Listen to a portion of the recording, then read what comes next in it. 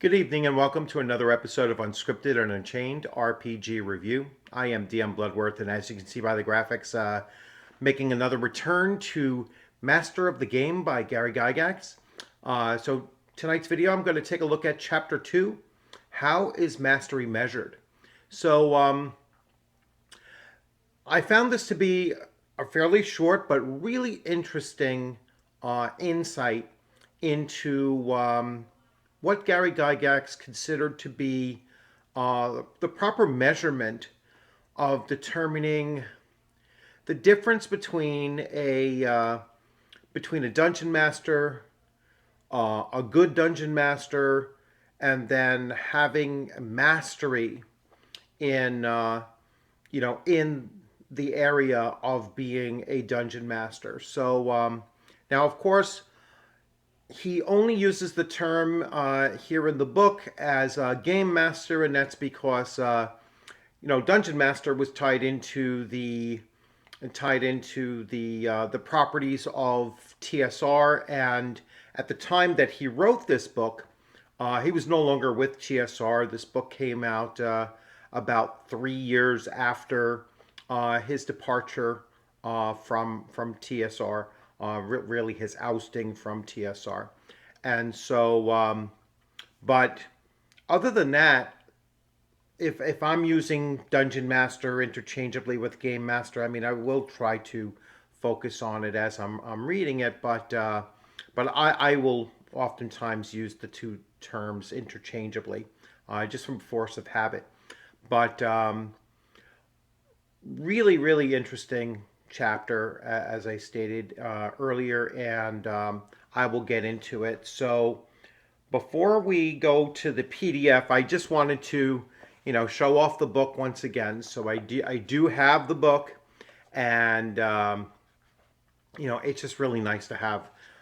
If you're a Dungeons and Dragons player and you want to know about the history of the game and just some of the concepts around Gary's thinking as he created the game, trying to get a hold of some of these books that he wrote, to give you that insight into what he believed was the nature of dungeon mastery, or the nature of role playing as a player, which I have his other book as well, and we'll spend some time going through that book just as I'm going through this one here. I felt it necessary to look at dungeon mastering first and then talk about being a player, even though they might have been written in the opposite order, because I think that if you shoot for the top and you understand what's going on at the top, then it'll make it easier to kind of see how, as a player, you would fold into some of the ideas that he's expressing here. So, without further ado, let's get right into what he's writing about.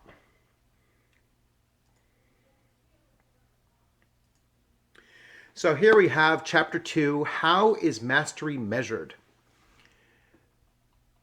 There are a number of ways to measure and assign GM mastery. To begin with, merely being a GM means only that you are the one in charge of the campaign expression of the role-playing game system.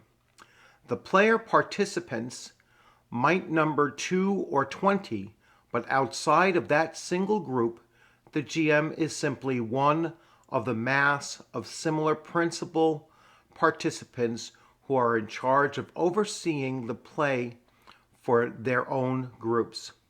However, the GM is an absolute monarch of a very tiny kingdom, and his rulership extends only to the very limited portion of his subjects' activities.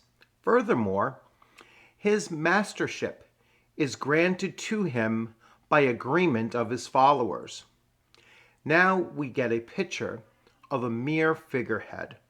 All right, so he's talking about the fact that a dungeon master really is granted that title by the rest of the players at the table, and he or she ultimately becomes a mere figurehead, especially when they keep their activities limited to just their table. And he goes on into that in a little more detail here.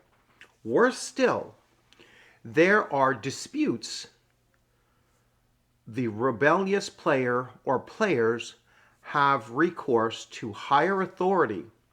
They quote chapter and verse from the RPG books that make up the rules and systems used, and thereby the majesty of the GM is threatened.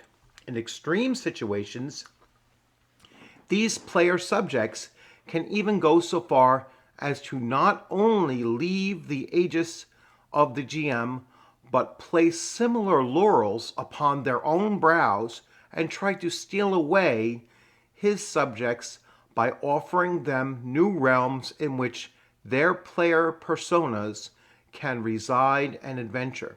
Basically, he's talking about players breaking away from their group and taking other players with them to become game masters of their own, and basically player stealing. Obviously, then, the GM is at once a despot and a titular head, one with absolute power and whose rulership is very much owing to the consent of the ruled. It is possible that a GM is granted such position because his is the only game in town. That is, the player group can find no other enthusiast willing or able to assume the workload necessary to GM a campaign, or at least not one who is willing to GM a game in their favored genre or specific RPG. In such case, the GM can claim mastery only in its most limited sense as the one who is in charge of the campaign play. Demonstration of game mastership must be expressed in forms that extend beyond mere group acceptance. And so here's where he's talking about expanding the expression of mastery beyond just that individual table. At the other end of the spectrum stands the GM who has the most popular campaign in an area abounding with similar efforts. Individuals line up to get the chance to participate in his or her play sessions. For whatever reasons, this GM is recognized by his players as Master GM. If other GMs in that locale also acknowledge him as great or the best, then certainly his is so exceptional a campaign that Master GM status is proven and deserved. Such individuals are far rarer than those who are Master GMs by default. The vast majority of GMs are somewhere in between those two extremes, running a campaign that attracts players because it is reasonably well done, is in a genre that has appeal, uses currently vogue RPG systems, or is simply a vehicle for socialization by the group of like-minded peers. It is normal in the majority of cases to gain a new player here and there, while another drifts out of the group or moves on. So let me focus a little bit on this paragraph here, because I know there's a couple of things that some other fellow YouTubers are going to latch on to, and I'm just going to express my take on it. So when Gary talks about uses a currently vogue RPG system, that doesn't necessarily mean the RPG system that is selling the most. it means the RPG system that could certainly mean that as well, but I'm saying that the it could mean the one that most people in an area are thinking about giving a try. All right, so this could happen anytime a new game system launches, and you kind of want to see what this new shiny, RPG is about, and so people will flock to it and give it a try, and then they will fall back to their tried and true if it's not, in fact, a much better experience. And he will touch upon this a little bit later on as well, and tie it to his concept, Gary Gygax's concept of mastery. So, however, the awareness level of a GM should extend beyond his or her immediate locale. This is where he goes really macro. All right. The greater one's knowledge of what is occurring in the whole arena of RPG activity, the higher one's degree of mastery, social contact, regular information gained through game hobby periodicals, convention attendance, and association with a large number of other GMs and exposure to a diversity of game systems are typical indicators of deep interest and desire to improve. That means the individual is likely to be a master game master, but it isn't necessarily so. So he's talking about expanding beyond just your game group, expanding beyond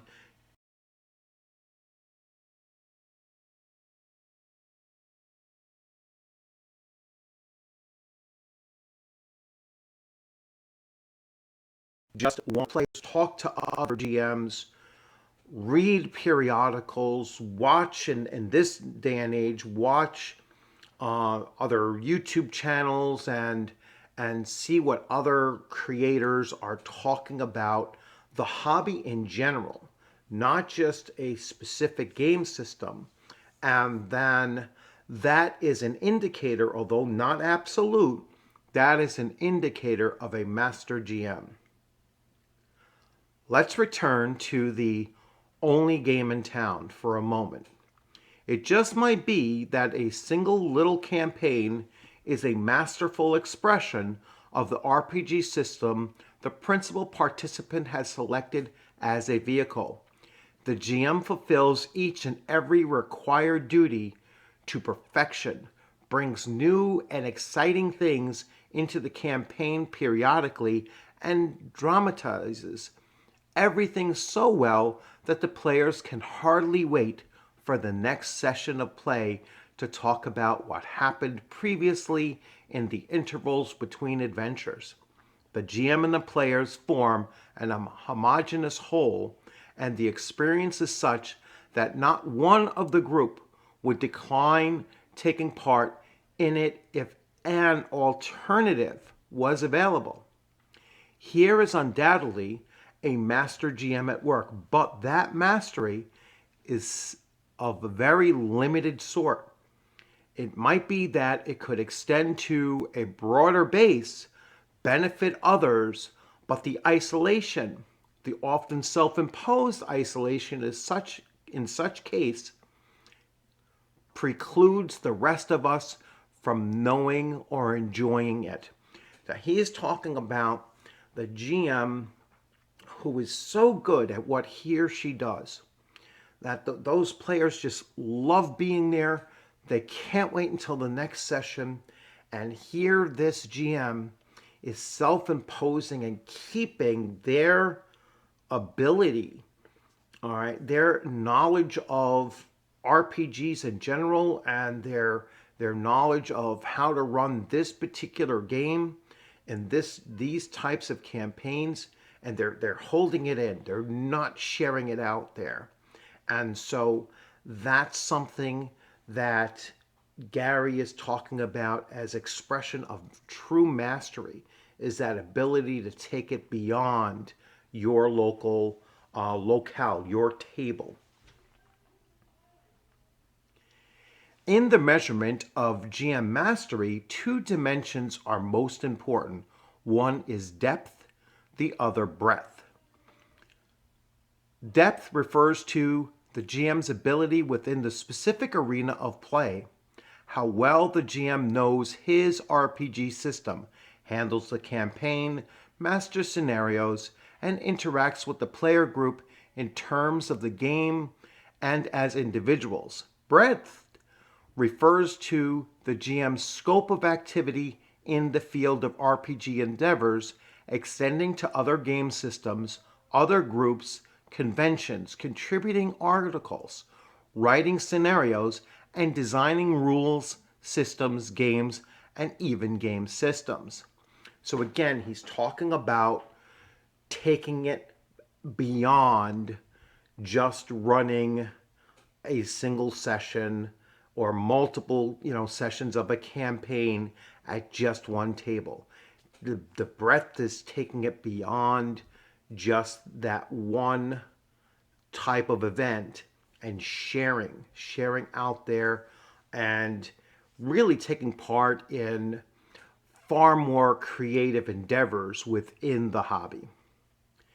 The dimension of length, in other words, longevity of a campaign or a GM's tenure, is far less important than the first two mentioned. The length of time spent as a GM is a factor in determining mastery only because what needs to be learned and done can hardly be accomplished overnight. But it does not follow that that GMs with the greatest longevity are the most masterful ones. Time is the least important measure, all in all. Depth and breadth combine to serve as principal indicators of the ability, special commitment, and acceptance of a GM. As greater depth is shown to a broader audience, the degree of mastery increases. The length of time over which mastery is demonstrated and the amount of contribution are indicators of a certain degree of mastery and can actually be what brings the Grand Master GM to the fore. In general, the least Master GM is the one who serves only his or her group, while the Grand Master GM is the one who has contributed to a great number of enthusiasts over a long period of time in special or diverse ways. It is important for Master GMs to do their best to ensure the continued vitality of the game form, its growth, and its ongoing improvement.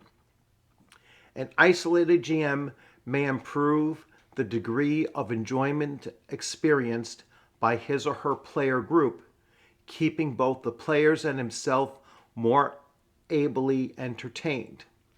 That success will maintain the vitality of that group, but will also neglect the general vitality of the RPG form, contributing little to its growth and doing nothing to improve it.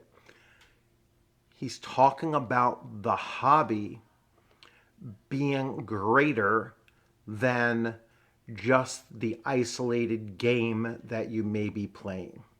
All right, and a Master GM is one who broadens the hobby as they are running their games.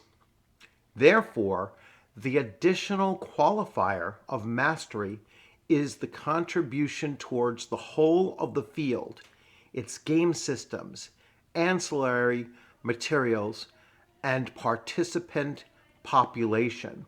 Remember that until a large body of recognized experts in the field proclaims something as a masterwork or masterpiece, the originator of the subject material cannot be recognized as master. This is not to say that the individual isn't so, but recognition is needed to establish the fact generally and lastingly. Once this is accomplished, others in the field, including new entrants, look toward that work with admiration, find inspiration in it, and possibly seek to emulate it. The latter term is used in the sense of to strive to equal or excel. It is hoped that those seeking to surpass a masterwork will do so, and the whole field will be broadened, improved, and otherwise have a more vital existence. Mastery in and of itself is important, and the prerequisite for that, recognition, is important too. And before a master's work can be recognized as such, it must undergo exposure to the public. Thus, there is gain for all. Getting back to my premise of how important the OSR is to the general hobby, and that is because the OSR has thousands of different creators that are putting out hundreds of different games. And that exposure in and of itself, even though maybe not all of them or maybe a very small percentage of them actually gain traction, just the sheer numbers of it is what is going to bring more players into the hobby, all right, and allow for those who are playing the most popular games to see other avenues to take their skills and bring out into other games, to pick from other games, to meet other GMs from different systems, and really to just learn from each other how to bring the whole hobby up at roughly the same time. Evidence of interest in masterful game mastership is a step towards attainment of that goal. Acknowledgement by the player participants you regularly GM for is one measure of mastery. When the GM serves in convention settings as a provider of the RPG experience or as a tournament GM, and when he is acknowledged there by continued interest demand, then mastery is demonstrated. Likewise, when articles and game scenarios are published, the creator evidences mastery to some degree. There is mastery of the scenario, mastery of systems, including roles for the personas within them, and rules, mastery of ancillary materials, playing aids, and useful accessories, and mastery of campaigns. All of these forms are basically equal expressions of mastery, for they are defined by an established RPG framework. Separate and certainly requiring a high degree of mastery is the realm of the creation of an entire game system. That is, the design, development, and authorship of an entire original role-playing game. We can identify each stage of mastery as follows. Mastery of game mastership, mastery of rules, mastery of systems, mastery of adventure scenario and or ancillary materials and creation, master of campaign, milieu creation, mastery of RPG systems and expansions, and then mastery of creation of role-playing games. As the individual GM acquires more mastery and disseminates this mastery to others, his or her degree of mastery grows. The broader the audience and acceptance appeal, the higher the degree of mastery. It is perfectly fine to have no desire beyond being as masterful a GM as possible for your limited player participant group, but it denies the benefit to others. So in terms of the whole audience, or even that segment that is concerned with superior GM activity for their own particular groups, mastery isn't in evidence. The master GM who helps other GMs to develop similar skills is demonstrating mastery, while the one who keeps his or her knowledge limited to the confines of the group is hiding his talent.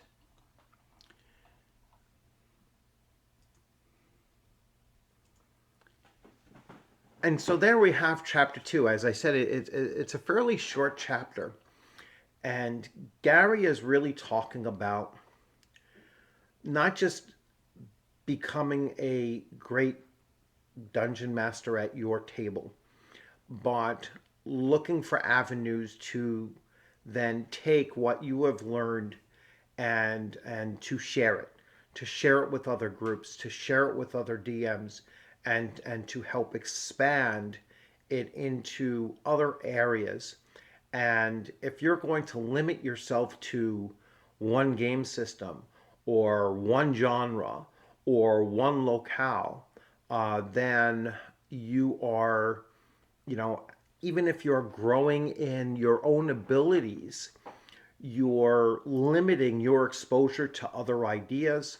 You're limiting your exposure to, other game systems where you might discover, you know what, I can actually run a scenario or a campaign or just manage the game better with a different game that I just recently discovered, and that's the kind of growth and exposure and mastery that Gary Gygax is talking about. So if you're, one of those individuals that you've been playing the same game system for a long time without any exposure elsewhere, um, based on what Gary Gygax is saying, you should be looking at other forms and to help uplift the entire hobby instead of just one segment of that hobby. And get exposure out there. At least at the very least, even if you're just playing games and you're not running your own games, at least you'll be exposed to different game masters out there, and you're going to pick up little little bits of practices that they have that eventually you're going to incorporate if you do choose to become a game master. I know very few players who have never game mastered before. I think that most players eventually, get into dabbling it. I know it's a challenge. A lot of people are afraid to do it. But the best way to get into running your own campaign, your own sessions, your own scenarios is to just get out there and do it. No one is expecting you to be perfect when you first start. As Gary said, in that chapter, it's not something that happens overnight. It takes, a long time, weeks, months, possibly even years to really get yourself settled in to running your own games, and then after those years are behind you, and you start getting out there and you start doing conventions, you focus on tournament play, which is really, I believe, Gary Gygax's like bread and butter. I mean, that's where he truly shined, was in tournament play and in convention play, running games in those particular settings. He's also at the very height of the mastery spectrum, as he described, because he created whole game systems, and not just Dungeons and Dragons, but he created other games beyond that. And so I don't think he ever stopped throughout his career creating other game systems.